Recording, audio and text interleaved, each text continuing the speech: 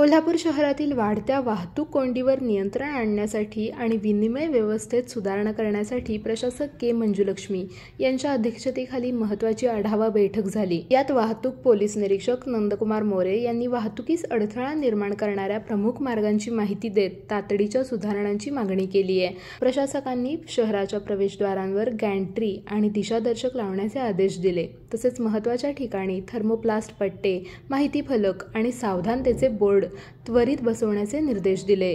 व्यावसायिक आस्थापनांतील पार्किंगचा योग्य वापर होत आहे की नाही याची तपासणी नगररचना विभागाला सांगण्यात आली।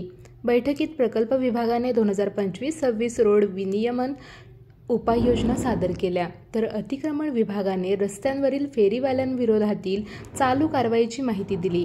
अतिरिक्त आयुक्त रविकांत अडसूळ यांनी रस्ते अतिक्रमण दूर करण्यासाठी दैनंदिन कारवाई सुरू ठेवण्याचे आदेश दिले। या बैठकीस महानगरपालिकेतील विविध विभागांचे वरिष्ठ अधिकारी उपस्थित होते। बाळ, फ्रीजमधून श्रीखंड काढ ना। आम्ही पूर्वी घरीच बनवायचो श्रीखंड, त्याची चवच वेगळी होती। आता काय सगळं रेडीमेड। आजी, हे श्रीखंड खाऊन बघ। आज तुझ्या आईनं घरीच बनवलं की काय? हे आहे गोकुळचं श्रीखंड, अगदी जिभेवर रेंगाळणार। जिभेवरच नाही तर मनावरही रेंगाळणार। गोकुळ श्रीखंड, मनावर रेंगाळणार।